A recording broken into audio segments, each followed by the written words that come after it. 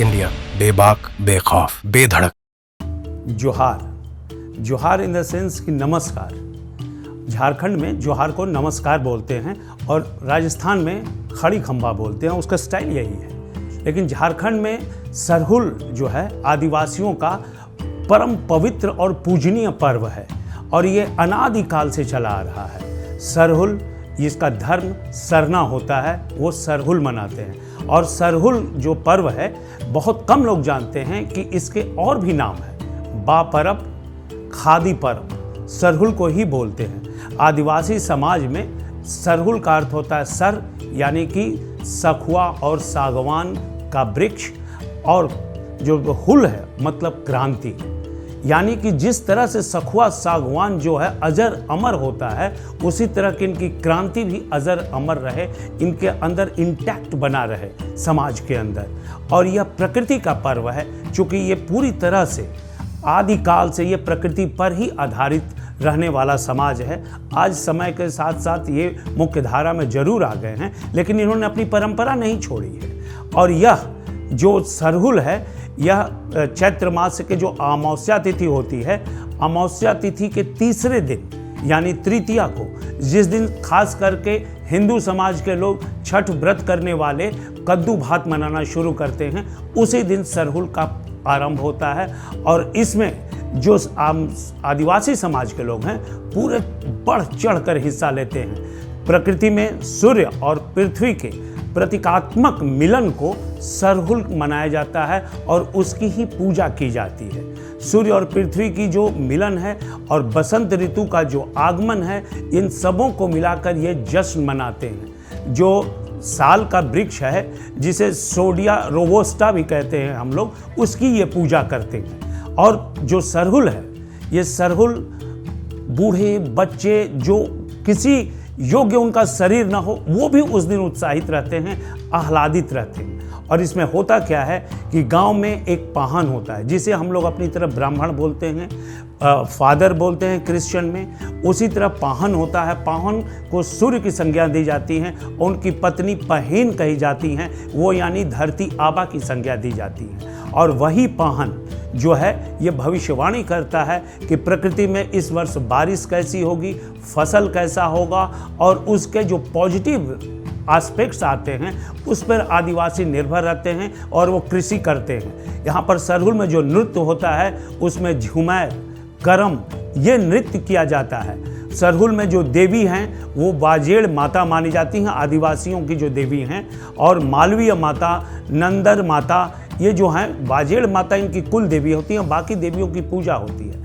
आदिवासियों के इतिहास की अगर बात करें तो रामायण में भी जो निषाद राज गुहा थे, वो राम जी के बाल सखा थे। और राम जी को जब वनवास हुआ तो उस समय पहली रात राम जी ने अपने निषाद बाल सखा गुहा के आवास पर रात्रि विश्राम किया था। यह आदिवासी समाज बहुत ही जमीन से जुड़ा हुआ और हमारे सनातनी परंपरा का एक मुख्य अंश है।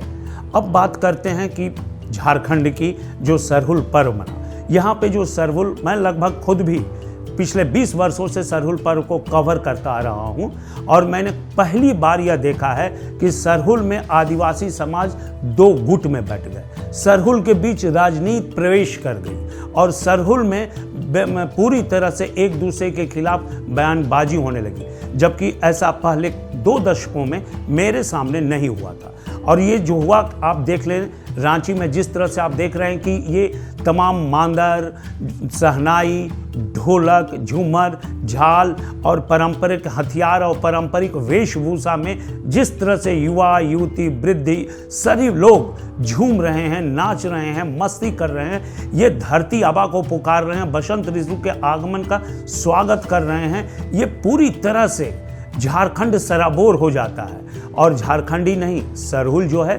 आदिवासी बाहुल्य कई राज्यों में, छत्तीसगढ़ हो गया या फिर उड़ीसा हो गया, इन राज्यों में मनाया जाता है और पूर्वोत्तर भारत में बहुत जगहों पे मनाया जाता है। और सबसे सौभाग्य की बात है, हमारे देश की पहली महिला जो हैं, राष्ट्रपति जो हैं, वो भी द्रौपदी मुर्मू, ये आदिवासी समाज से आती हैं और वो उड़ीसा की रहने वाली हैं। लेकिन यहाँ झारखंड की बात करें तो सीरम टोली का एक मुद्दा पिछले कई बार दिनों से चला आ रहा था। झारखंड बंद हो किया, जुलूस निकाले, और कल जो गीता श्री उरांव जो पहले कांग्रेस में थी और वो मंत्री थी, अभी वो आदिवासियों का नेतृत्व कर रही हैं और कांग्रेस से वो बाहर हो चुकी हैं, इस्तीफा दे चुकी हैं, वो अभी स्वतंत्र हैं। उन्होंने जमकर कुछ महिलाओं के साथ, कुछ लोगों के साथ बवाल काटा। सीरम टोली जो वहाँ पर सरना स्थल है जहाँ मुख्यमंत्री, उनकी पत्नी कल्पना सोरेन गई थी, उन्होंने परंपरागत ढंग से साल वृक्ष का पूजा किया और पूजा करने के बाद उन्होंने वहाँ के लोगों ने उनके पांव धोए,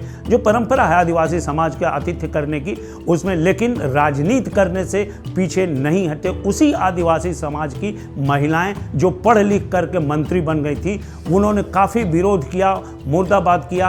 और अब इस पुरुष को देख लीजिए, ये ना स्त्री दिखाई पड़ रहे हैं ना पुरुष, लेकिन ये किस तरह से कल्पना भाभी हाय हाय कर रहे हैं।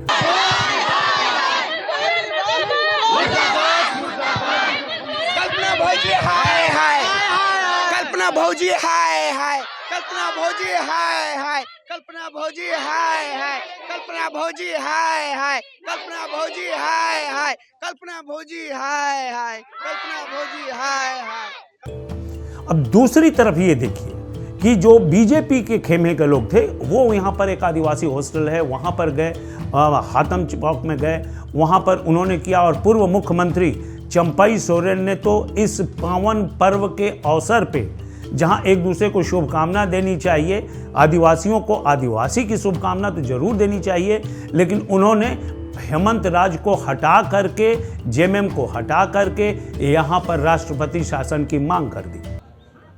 यहाँ कितना लूट, कितना छीनता है, उन लोगों का कोई केस नहीं होता है। एक सरना स्थल एक आदिवासी लोग मांग कर रहा है तो केस हो रहा है। इससे आप क्या समझेगा? सरकार का नियत आदिवासी विरोधी है। एक आखिरी सवाल है, लगातार देखा जाता है झारखंड में पर्व में दो समुदाय के बीच हिंसक झड़प देखने को मिल रहा है। हर पर्व त्योहार में आदमी लोग फूंक फूंक पे पर्व को मन रहा है। कल भी गिरिडीह में दो समुदाय के बीच लॉ एंड ऑर्डर फेल है, law and order he fail है। तो क्या इसी तरीके से दो समुदाय के बीच हिंसक झड़प देखने को मिलता रहेगा क्या पर्व में? देखिए, इसका विकल्प हमने कहा कि ये झारखंड में लॉ एंड ऑर्डर का अगर ठीक करना है तो राष्ट्रपति शासन एक विकल्प है। अब बताइए कि इन तमाम ऊहापोह में राजनीति एक ऐसी चीज़ है जो भाई भाई को लड़ाता है। ये कहते हैं ना, वो जो पति पत्नी को लड़ाता है। एक ही परिवार से कई लोग कई क्षेत्र में खड़े हो जाते हैं, कई राजनीतिक दल में हो जाते हैं, घर में विवाद होता है, लेकिन आदिवासी समाज बहुत अटूट है। लेकिन इस अटूट समाज के, इस परंपरागत अनादिकाल से चले आ रहे इस पर्व में यह लोगों के मन में थोड़ी बहुत वेदना पैदा जरूर कर दी कि ऐसा नहीं होना चाहिए था। एक पावन पर्व है, इसे हर्षोल्लास से मनाना चाहिए था। और राजनीति अपनी जगह है, पवित्रता, सामाजिकता और आपसी भाईचारा, प्रेम अपनी जगह है। प्रेम के बीच में द्वेष का कहीं कोई स्थान नहीं है। इसीलिए मैं भी आपसे आग्रह करता हूं कि इस पर्व के माध्यम से आप सबों को बहुत सारी शुभकामनाएं और बधाई, लेकिन आपस में आप प्रेम और स्नेह बनाकर रखिए, क्योंकि हम सभी इसी देश और इसी समाज के वासी हैं। धन्यवाद। जोहार।